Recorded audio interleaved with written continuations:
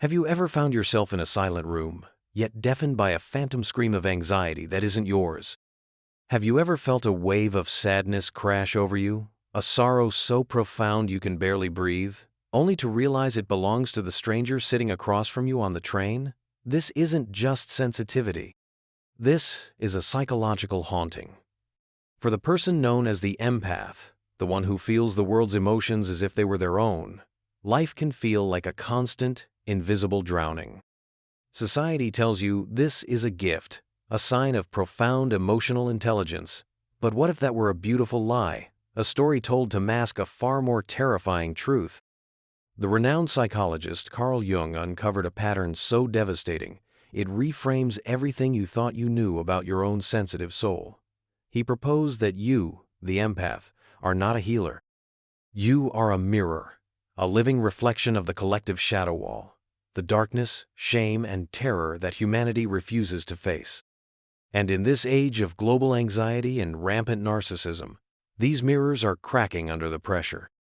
The exhaustion that seeps into your bones, the anxiety attacks that ambush you in moments of peace, the persistent, gut-wrenching feeling that you are losing yourself piece by piece. This is not a personal weakness. It is the crushing weight of carrying psychological burdens that were never yours to bear. Your unconscious mind has become an unwilling dumping ground for the projected darkness of others. This is why the empath-narcissist dynamic is not just a toxic relationship pattern, it's an epidemic. The narcissist, hollowed out by their own unfaced shadow, hunts for an empath, not for love, but for a place to store their unbearable shame. They need someone whose boundaries are so porous, whose compassion is so vast, that they will absorb the poison without question. But here's the secret Jung's work reveals, the truth that changes everything. When the empath stops being a passive sponge and begins to consciously reflect back the very darkness they have absorbed, they become a force of nature. They become more powerful, more terrifying to the fragile ego of the manipulator than any narcissist could ever imagine. Your suffering has not been meaningless. It is a primal scream from your soul, a desperate signal for transformation. Through Jung's profound process of individuation, you are about to discover how to transmute this curse into an unshakable, sovereign power. You will learn not only how to forge boundaries of diamond, but why your sensitivity exists in the first place. Are you ready to discover the real reason you feel everything so deeply? Let's begin this journey together, starting with the unbearable weight of feeling it all. If this idea of being a mirror for the world's hidden truths is already sparking a new perspective for you, a flicker of recognition in the depths of your own experience, take a moment to subscribe to Decode Explained. We journey through these intricate landscapes of the mind together, seeking not just answers, but profound, lasting transformation. The process is called emotional absorption, but it feels more like a psychic invasion. For the empath, it is as natural and as involuntary as breathing. You walk into a room, and before a single word is spoken, the unspoken tension wraps around your throat. A colleague's simmering anger becomes a hot flush on your own skin. A friend's hidden grief becomes a stone in your own stomach. This isn't just empathy. Empathy is the ability to understand another's feelings. What you experience is a state of psychological porousness, where the boundaries between my emotion and your emotion dissolve into nothing. Jung's research suggested that for individuals with this predisposition, the psychic membrane is exceptionally thin, leaving them defenseless against the emotional weather of the world. What no one ever tells you about being an empath is that the chronic fatigue you feel isn't just physical, it's the fallout from an emotional system in perpetual overload. Those sudden waves of anxiety that seem to come from nowhere? You're not going crazy. You are likely tapping into the collective unconscious, a vast reservoir of shared human experience, through a scientifically observed phenomenon called emotional contagion. Your hypersensitivity is not mystical, it's biological. Your mirror neurons the brain cells that fire both when we perform an action and when we see someone else perform a task working in overdrive. They are creating a state where you don't just perceive another's pain, you literally simulate it in your own neural pathways. You cannot distinguish their panic from your own because, on a neurological level, there is no difference. To live as an empath is to experience life through a nervous system that has no filter. Where others have protective walls, you have open channels. This is how your supposed gift of emotional intelligence becomes a curse. Every social interaction, instead of being nourishing, becomes a subtle draining of your life force. Cycles of depression can feel deeper and more intractable because you are not just processing your own personal darkness, but fragments of everyone else's. The overwhelming feeling isn't a sign of weakness. It is the logical, inevitable consequence of perceiving reality on a frequency far beyond the normal human range. But buried within this immense suffering is a profound, ancient purpose. You, the empath, are serving as humanity's unconscious mirror, reflecting the truths it cannot bear to see. And that unbearable sensitivity, the very thing that has caused you so much pain, is about to become your greatest, most formidable strength if you can survive what comes next. The shadow. That is the name Carl Jung gave to the invisible ocean of darkness you have been absorbing your entire life. It's a concept that is often misunderstood. The shadow isn't simply a collection of negative emotions or bad traits. It is everything within ourselves that we have refused to acknowledge, everything we have disowned and repressed in our desperate attempt to be seen as good, acceptable, and worthy. Jung, through his decades of pioneering work in analytical psychology, discovered that every human being carries this psychic container of rejected parts. But here is the critical revelation for the empath. You don't just feel the shadows of others. You can become a living vessel for the collective unconscious itself. Jung mapped this hidden territory of the human mind and found that one of its primary functions is projection. It is a primitive, unconscious defense mechanism. We literally take the parts of ourselves we cannot stand or rage, our shame, our envy, our vulnerability, and we cast them out, like throwing a shadow onto a screen. We see them not in ourselves, but in others. That person whose arrogance infuriates you? Perhaps you are projecting your own disowned ambition. That person whose neediness repulses you? You may be seeing a reflection of your own unmet dependency needs. And the empath, with their naturally permeable psyche and porous boundaries, is the perfect screen for these projections.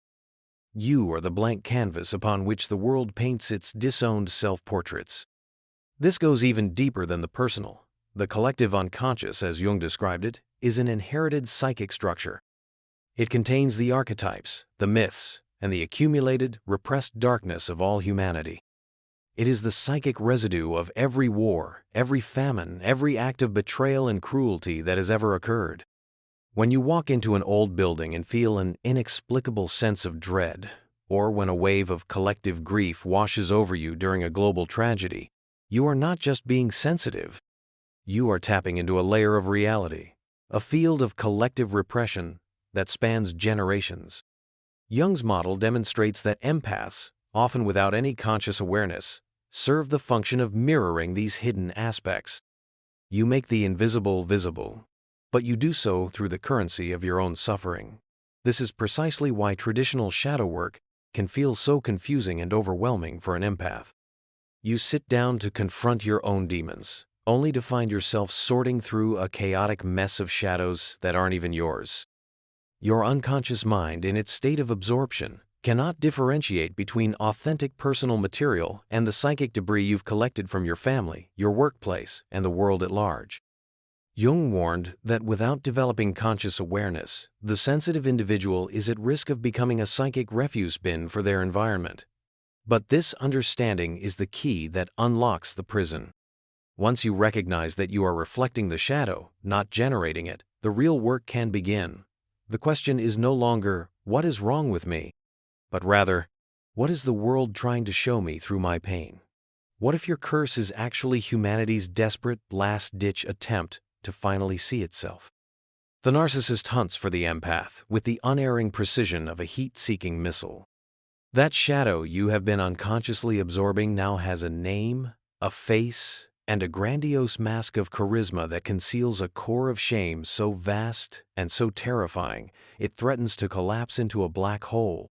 The narcissist doesn't just manipulate, they architect an entire false reality, a persona specifically designed to channel their unbearable, disowned shadow directly into your psyche. Jung's work on projection illuminates this toxic dance perfectly. The bond between an empath and a narcissist is forged through a powerful, mutual, and often unconscious projection. The narcissist, terrified of their own inner void, their weakness, their deep-seated feeling of worthlessness, projects all of it onto the empath. They see you as fragile, overly emotional, and incompetent, precisely the things they cannot bear to see in themselves. Simultaneously, the empath, often struggling with their own self-worth, unconsciously projects their own golden shadow, their latent power, their confidence, their capacity for healthy self-interest, and their light onto the narcissist's carefully constructed facade. You see them as strong, confident, and capable, the very things you have yet to own in yourself. It is a perfect, tragic storm of psychological illusion. The gaslighting begins, usually subtly at first. You're being too sensitive. You're imagining things. You're overreacting. These phrases are not random insults. They are precision tools of manipulation. Their sole purpose is to erode the empath's trust in their own perception, to systematically dismantle the already fragile boundaries until you begin to believe that their reality is the only one that exists. The narcissist engages in a form of emotional vampirism, literally siphoning your life force, your light, and your compassion to fuel their grandiose mask and keep their own inner darkness at bay. But here is the devastating core of the dynamic.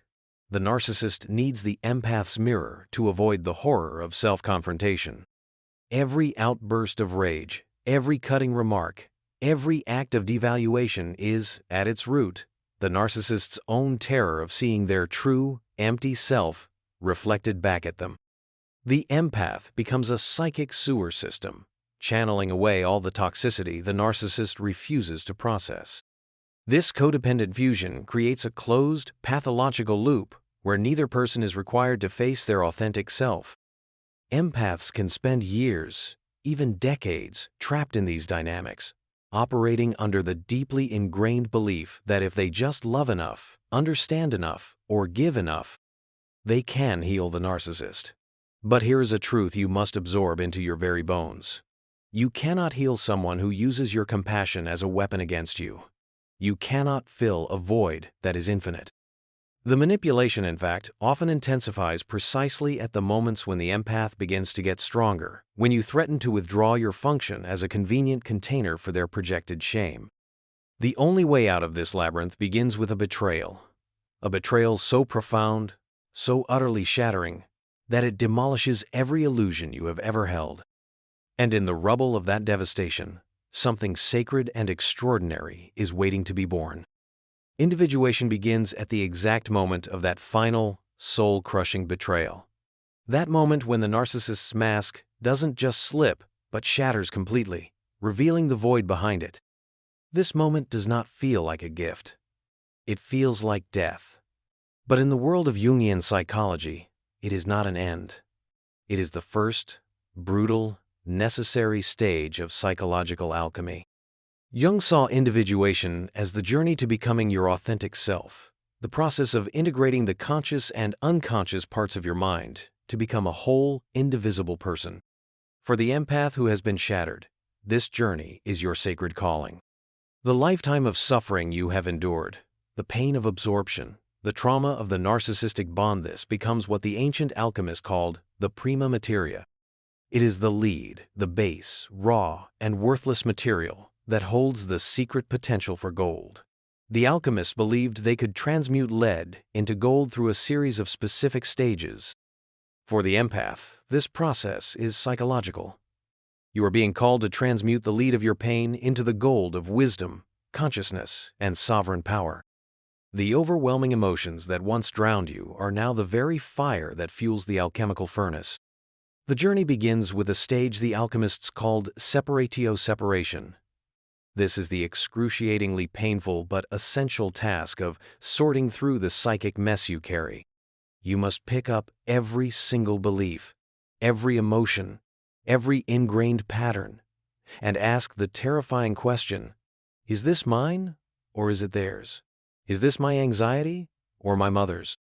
Is this my sense of worthlessness or a feeling I absorbed from my partner? This process is the forging of boundaries from the inside out. It is agonizing, It feels like tearing yourself apart. But with each piece of projected darkness you identify and return to its source, you reclaim a piece of your own soul. You reclaim your own authentic feelings from the towering heap of others' psychic garbage. As you do this, something profound occurs. Your sensitivity begins to transform. Instead of being a state of unconscious, painful absorption, it evolves into a tool of conscious discernment. The boundaries you build are not cold, hard walls designed to keep the world out. They become alchemical vessel-strong, resilient containers capable of holding your own precious psychological gold, while still remaining wisely permeable to genuine, healthy connection. This is a form of ego dissolution, not in a way that makes you disappear, but in service of something far greater, the emergence of your true, sovereign self. Jung famously stated, "There is no coming to consciousness without pain." For the empath, this truth is the bedrock of your awakening. Your pain was never random, it was never meaningless. It was your psyche's desperate last-ditch effort to force this very transformation. Every toxic relationship, every energy vampire, every moment of being overwhelmed was a signpost pointing you toward this alchemical moment of rebirth. The process of individuation is complete when you arrive at the staggering realization that you were never meant to heal others by taking on their shadow. You were meant to become a living demonstration of what it looks like when a human being does their own shadow work, integrates their own darkness, and emerges whole, sovereign, and incandescently alive. The empath who emerges from the fires of individuation is almost unrecognizable to those who knew them before. Gone is the perpetual victim, the porous sponge drowning in the world's sorrows. In their place stands a sovereign being, a person who wields their sensitivity not as a burden, but as a precision instrument of profound wisdom. This transformed empath doesn't lose their sensitivity, they master it.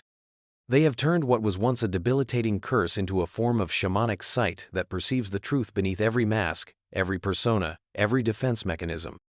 Their compassion undergoes a radical transformation. It is no longer the frantic, codependent need to fix, save, and rescue everyone. It becomes a form of bounded love, a fierce compassion that is powerful precisely because it has limits. The awakened empath practices discerning empathy. They can choose when and how to engage their gifts, rather than being constantly hijacked and drained by the emotional states of others. This conscious compassion allows them to witness immense suffering without becoming it, to hold space for another's pain without losing themselves in it, to love deeply without enabling dysfunction. It is the difference between being a leaky bucket and being a deep, clear well from which others can choose to drink. Here is what makes this sovereign empath so dangerous to unconscious people and toxic systems. They mirror truth. Not the comfortable lies people tell themselves to get through the day, but the raw, authentic, and often uncomfortable reality hidden beneath the surface. When an individuated empath walks into a room, their own integrated shadow acts like a psychic tuning fork. It resonates with what is real and creates a subtle dissonance around everything that is false. They have become a conscious mirror, reflecting back to people with startling clarity the very things they are projecting. When someone attempts to dump their disowned anger onto this empath, it no longer sticks. It is simply, calmly, and quietly reflected back, forcing the projector to glimpse their own rage. This truth-telling power isn't aggressive or confrontational. It is the natural, effortless byproduct of embodied wisdom, of someone who knows, in their bones, exactly who they are and who they are not. The sovereign empath's very presence makes them unavailable for projection. This is why awakened empaths so often terrify narcissists and energy vampires. Their old tricks no longer work. The gaslighting fails because the empath is anchored in their own perception. The guilt-tripping fails because the empath's compassion is now boundaried by self-respect. They cannot find a hook, a crack, a porous entry point to dump their toxicity. The empath who completes the journey of individuation doesn't just heal themselves. They become an active catalyst for truth, subtly disrupting every false structure, every toxic dynamic, and every unconscious pattern they encounter, simply by being authentically themselves. Like dropping a single heavy stone into a vast, still lake, The emergence of one fully awakened, sovereign empath creates ripples that travel through the entire psychic field of humanity. This isn't just a beautiful metaphor. It reflects the observable patterns Jung identified in myths and archetypal structures across all cultures. The collective unconscious, that shared dream of humanity, responds to these awakened individuals. They act as triggers for what some have called morphic resonance, the idea that when one member of a species learns a new behavior, it becomes subtly easier for all other members of that species to learn it. When one person fully integrates their shadow and achieves individuation, they create a new template, a new possibility within the collective psyche. The archetype of the wounded healer, once defined by perpetual suffering, transforms into the sovereign mirror, and this updated archetype becomes available to everyone. This shift is happening now, and it's profound. The old archetype of the empath, the suffering servant, the willing martyr, the psychic dumping ground is dying. In its place, a new archetype is being born: the conscious catalyst, the boundary, healer, the mirror of truth. You can see echoes of this shift even in our technology. AI systems are being trained to recognize and respond to human emotion. Social media algorithms scan for patterns of distress to predict mental health crises. These are the cold, digital shadows of the empath's natural biological function. They are technological mirrors reflecting our collective, desperate need to be seen and understood. The collective unconscious is using every channel available to it. You see it in the rise of modern mystics, the integration of shamanic wisdom into therapeutic practices, and the language of practical magic and personal sovereignty that permeates coaching and self-help. These are all diverse expressions of the same powerful archetypal activation. The empath's personal journey from victim to sovereign is becoming the collective's roadmap for the evolution of consciousness. When multiple awakened empaths exist in the same social or familial space, something truly extraordinary occurs. They create what Jung might call a constellation and activated archetypal field, where truth becomes palpable and illusions struggle to survive. In such a field, shadows have nowhere to hide. Superficiality becomes uncomfortable. Authentic connection becomes the path of least resistance. This is what a mass awakening looks like in practice. It doesn't happen through force, protest, or argument.